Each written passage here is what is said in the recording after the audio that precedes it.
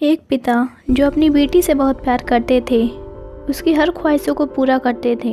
बेटी जो भी डिमांड करती, पिता उसे पूरा करते, पर अनजाने में वो अपनी बेटी को अच्छे संस्कारों से दूर करते जा रहे थे, जिस कारण बच्ची का स्वभाव जिद्दी होते जा रहा था।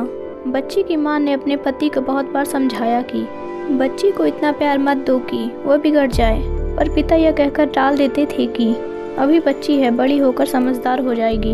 बच्ची बड़ी हो गई, पर उसके स्वभाव में कोई परिवर्तन नहीं हुआ। वो पहले से भी ज़्यादा कठोर हो गई।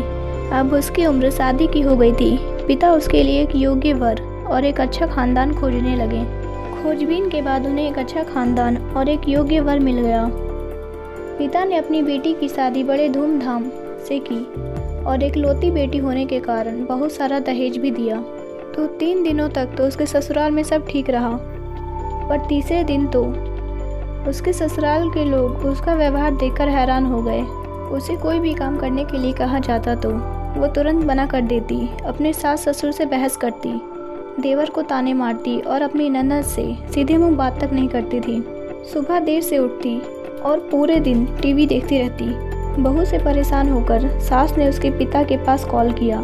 अगले दिन पिता आए, पर वहाँ उनसे किसी ने सीधे मुंह बात तक नहीं की। पिता सास से कहते हैं, बहन जी 4-5 दिनों के लिए बेटी को ले जा रहा हूँ।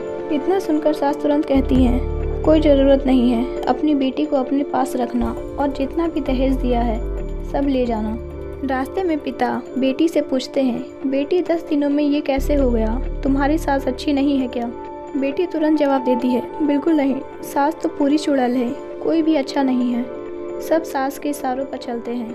घर आने के 2 दिन बाद माता पिता ने बेटी को बहुत समझाया, पर बेटी नहीं मानी।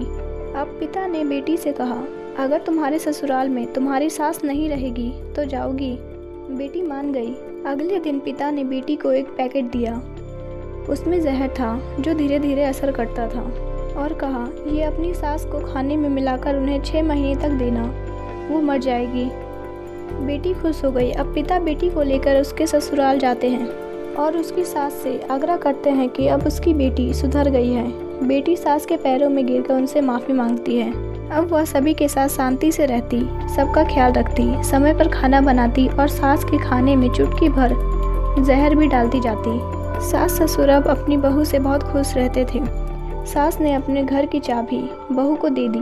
बहू को सास अपनी माँ जैसी लगने लगी। 4 महीने बीत गए।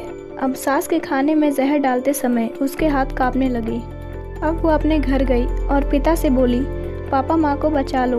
पिता बोले, क्यों बेटी, तुम्हें ससुराल में राज नहीं करना है? इतना सुनकर बेटी रोने लगी। बेटी को रोता देखकर पिता मुस्कुराए और बेटी को बोला, तू चिंता मत कर, तेरी सास को कुछ नहीं होगा, वो जहर नहीं था। ये सब तुम्हें एहसास दिलाने के लिए किया गया था कि तुम्हारी सास ससुर पिता देवर ननद बुरे नहीं हैं, बल्कि ये तुम्हारे व्यवहार है और उनके प्रति गुस्सा था। अब जब तुमने अपना व्यवहार बदला है तो सब कुछ बदल गया।